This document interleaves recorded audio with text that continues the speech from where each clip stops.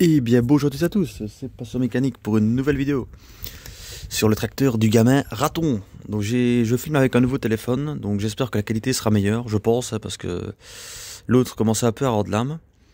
Donc je vois que la qualité là est pas mal, donc dites-moi votre ressenti sur la vidéo. Donc voilà. Donc c'est le fameux Bernard de Raton hein, qu'il avait déjà présenté, il avait fait une vidéo présentation. Là il est chez moi, il l'a amené le gamin. Parce qu'il avait un problème de faisceau électrique.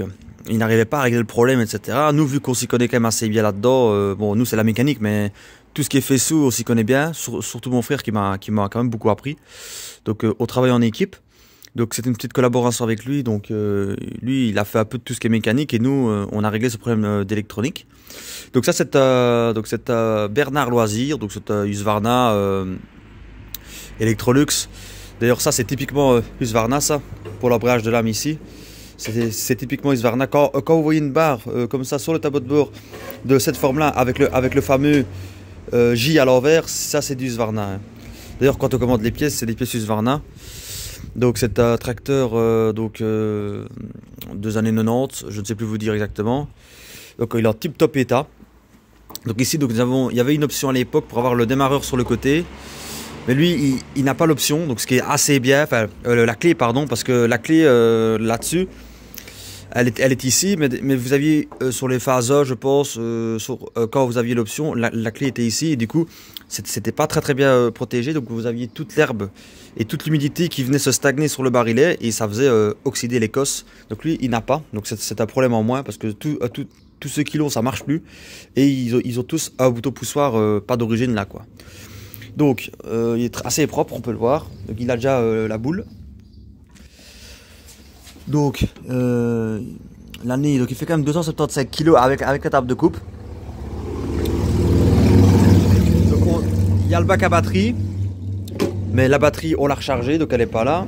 Donc, ça, c'est la sécurité de siège qu'on a acheté parce que lui, il s'en fout. Et donc, les sécurités de siège, généralement, il n'y a pas besoin de les relier en direct avec un sucre ou avec prise mâle et femelle. On a juste à les déconnecter et ça fonctionne tel quel. Ce qui n'est pas le cas pour le reste. Hein. Donc tout ce qui est électrique, donc on va voir maintenant. Voilà, donc ça a un caisse sec. Donc c'est la même base que les 12 chevaux en latéraux. Exactement pareil, c'est le même bloc sauf que c'est un OHV. Diamant lycée, donc industriel commercial. Donc il est de 95, donc voilà, donc le tracteur doit être de 94 ou de 95. Ça dépend si le moteur a été monté, parce que des fois on a des moteurs un peu plus récents que le châssis, ou alors l'inverse, car ils vont puiser dans leur stock de moteurs neufs qui ont déjà 2 ans pour le mettre sur le châssis. Car le moteur n'est pas tout le temps fait en même temps que le châssis, il y a des fois 1 an ou 2 de différence. Donc ces moteurs-là sont assez corrects par rapport aux nouveaux OHV qui nous vendent, on n'a pas de problème de soupape particulier dessus. Juste on a une faiblesse au niveau du jet de bas moteur généralement, donc du jet de culbut, donc généralement c'est assez gras ici. Mais lui, il n'a pas ce problème-là. Et généralement, comme sur certains Briggs, même beaucoup, voilà, on a les jouets de bas moteur qui sont assez fragiles. Ici, bon voilà, il a un peu en fin de vie. Il souhaite un tout petit peu, mais il peut encore faire du boulot. Mais soit il souhaite un peu, on peut voir ici qu'il s'est... là, il ressort ici, donc ça, c'est pas normal. Il doit être coupé à rame, en fait, avec l'essence, etc. Ça a un peu bouffé le joint. C'est pour ça qu'il faut bien mettre un robinet. Et du coup, il s'est un peu dilaté et ça saute un peu. Mais bon, ça peut encore faire le taf tant qu'il ferme son robinet, quoi. Parce que sinon, l'essence passe dans le bloc. L'essence, c'est corrosif et ça bouffe le joint. C'est pour ça qu'il faut bien mettre un robinet. Parce que le poitou est rarement étanche. Donc il a changé son solénomide. Son carburateur est passé en ultrason. Donc il tourne comme une horloge. Donc ce qu'on a fait, nous, c'est qu'en fait, il avait un problème de démarreur. Donc il m'avait filé tout le solénoïde, mais tout était démonté. Donc nous, on a remis son solénoïde ici, qui est neuf, et on a testé son démarreur, il fonctionne nickel. On a remis son solénoïde, on a relié en direct, enfin on a mis un tournevis, et ça a été directement, quoi. Ça a été assez vite, pour ça en tout cas. On a juste remis son solénoïde, un coup de clé, et ça allait directement. Mais après on a eu des petits soucis parce que voilà, donc il démarrait, mais on avait un problème d'allumage en fait, le câble de mise à la masse. Donc ici nous avons du coup 2 câbles. Donc on a le câble ici pour ça c'est le plus de l'électrovanne, donc qui va jusqu'au barillet, parce que l'électrovanne, comme on peut le voir, elle a besoin d'un plus et d'un moins pour fonctionner, hein. Donc, l'électrovanne, elle a son plus, elle a son moins qu'elle vient chercher ici.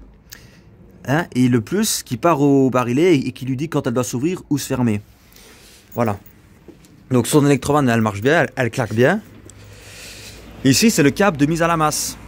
Donc pour mettre la bobine à la masse, donc pour couper l'allumage. Donc si vous débranchez le câble, ben, le moteur ira, mais vous ne saurez plus l'arrêter. Et en fait, ce câble-là, il déconnait. C'est-à-dire qu'il mettait à la masse au mauvais moment. C'est-à-dire que quand on tournait la clé, alors, enfin, bon là, il n'y a pas la batterie. En fait, le démarreur marchait bien, mais il n'y avait pas d'allumage. Et c'est quand on lâchait comme ça qu'on retrouvait de l'allumage. Donc pour le démarrer, il fallait faire aller le démarreur et puis lâcher d'un coup pour avoir de l'allumage. Et avec l'inertie, il démarrait, quoi. Mais c'est pas du tout pratique et c'est pas d'origine, quoi. Donc en fait, le câble de mise à la masse, il mettait à la masse au mauvais moment. Parce que normalement, il doit mettre à la masse quand on coupe.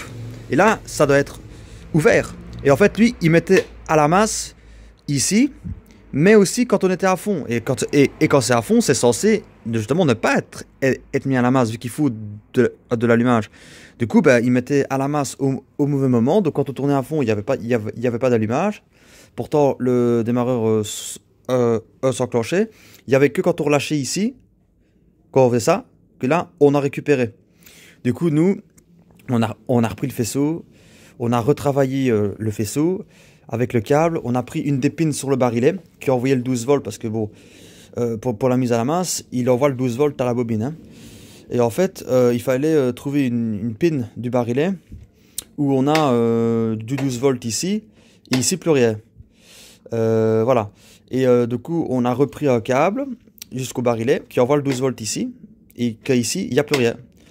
Et ça a refonctionné, quoi. Voilà. Il a remis à la masse au bon endroit.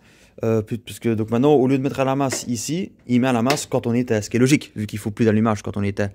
Donc on a pris une pin avec un multimètre, on a mesuré pour voir quelle pin envoyait le 12 volts à quel moment, et on a trouvé, et hop, on a relié directement, et maintenant il démarre, etc. Voilà, donc c'était juste ça. Donc est-ce que c'est l'ancien propriétaire qui avait bidouillé, je ne sais pas, mais voilà, c'est une panne qu'il a fallu mesurer, c'est ça qui a pris beaucoup de temps. Et enlever tout le barillet, etc., déposer sur le réservoir. Et maintenant, il fonctionne. Donc, les sécurités, donc lui, il a mis un sucre. Donc là, il y a les sécurités, on peut le voir, qui sont déconnectées avec un sucre. Hein. On peut le voir ici en bleu, le sucre. Donc, pour ce qui est des sécurités de pédale d'embrayage et d'enclenchement des lames, déconnecter simplement comme le siège, ça ne suffira pas. Parce qu'en fait, là, il sera bloqué, la sécurité sera bloquée active. Donc, ça n'ira pas. Ça ne démarrera pas. Donc là, il faut châter. Donc prise main femelle ou un sucre. Mais un sucre c'est pas top, mais bon voilà, ça fait quand même le taf. Donc voilà, parce que si vous débranchez juste comme le siège, ben, ça n'ira pas parce que la sécurité va être tout le temps enclenchée. Du coup, il faut la relier en direct pour que ça fonctionne. Voilà, tout le temps. Alors que le siège, ben, on peut se permettre de juste débrancher comme ça, c'est beaucoup plus simple. Voilà, pour ceux qui ne savaient pas. Parce que moi j'avais essayé de le démarrer juste en enlevant son sucre et ça ne démarrait plus. Voilà. Et quand j'ai remis le sucre, ça a refonctionné. Parce que le circuit avait été réouvert. Voilà. Donc, à part ça, voilà. Alors, peut-être une petite vidéo quand on roule avec. Donc, c'est un tracteur qui était de base un tracteur de location. Voilà. Qui était vendu sous Rallye.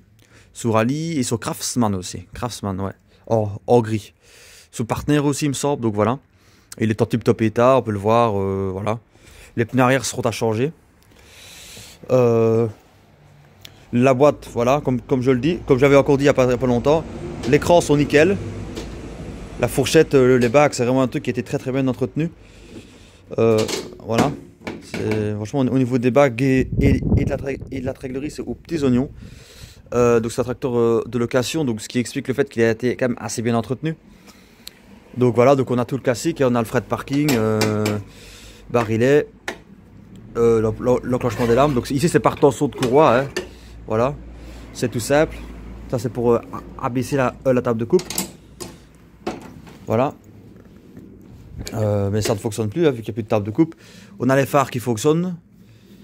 Les phares, ils ne fonctionnent que quand le moteur est allumé. C'est-à-dire qu'il y a des tracteurs où quand on met le contact, ils marchent. Là, pour ne pas oublier, enfin là pour ne pas que la batterie se décharge par oubli d'enlever les phares, il ne s'allume que quand on tourne, que quand le moteur tourne. Parce qu'il y en a où il s'allume quand on met le contact, et même certains, ils restent allumés, même quand il n'y a pas de contact, quand on appuie ici. Voilà, mais le problème c'est que c'est bien, mais le problème c'est que si on oublie de les enlever, on a plus de batterie après. Donc là il y a du silicone, bon ça c'est toute une colle là, donc ça il va l'enlever. On a remis de l'essence fraîche. Son robinet était mort, donc on a dû le changer parce en fait on a eu aussi ce problème là, c'est qu'en fait le robinet, en fait il était mort, du coup il pissait. Et en fait, la durite était trop longue avec son filtre. Il a mis un trop gros filtre aussi. Ce qui est aussi un des problèmes de pourquoi il démarrait pas au début. En fait, l'essence, elle arrivait très bien jusqu'ici. Mais elle ne remplissait pas le filtre. Parce qu'en fait, le filtre avait été percé, mais le trou était trop petit. Donc, il n'y avait rien qui passait dedans. Et quand on a enlevé la durite ici, l'essence, elle ne coulait pas. Donc, on a tout raccourci. Et maintenant, ça marche, quoi. Voilà. Parce que bon, vu qu'il n'y a pas de pompe à essence, c'est le carbu qui pompe tout. Et ça se passe, enfin qui pompe tout. Vu qu'il n'y a pas de pompe à essence, l'arrivée d'essence se fait par gravité. Pardon. Et bon, là, il n'y a pas vraiment de pression dans le circuit, vu que c'est par gravité. Du coup, quand c'est trop lourd comme ça, avec un filtre à essence en plus de ça, où le trou était rikiki, forcément, l'essence n'arrivait pas. Vous mettez ça, vous additionnez ça avec le problème électrique, forcément, le bazar, il ne serait rien à aller, quoi. Donc voilà. Là, la compression a crevé. L'huile, elle est propre. Hein. Ça, il avait fait l'entretien. Donc voilà. Donc on a ici pour vidanger un tuyau coudé, ce qui est quand même vachement pratique parce que souvent c'est des douilles carrées et franchement c'est pas le top parce que il faut pencher le tracteur et c'est vraiment une merde pour enlever ça. Donc voilà. Donc merci d'avoir vu la vidéo. Vous retrouvez peut-être souvent ce tracteur là sur la chaîne de Raton. Car Raton est en train de refaire pour le moment un outil pour son tracteur. Je ne vous dis pas ce que c'est. C'est lui qui vous le dira. Donc voilà, donc j'espère que la vidéo vous aura plu. Je le remercie pour sa confiance. Et on fera un petit tour avec. Donc ça c'est juste une petite vidéo juste pour présenter un petit peu le tracteur. Et puis voilà quoi. C'était pas, voilà, pour ceux qui voulaient savoir. Donc voilà. Merci d'avoir vu la vidéo. Et gamin, amuse-toi bien gamin. Fais des wheelings. Mac dedans gamin. Allez, ciao.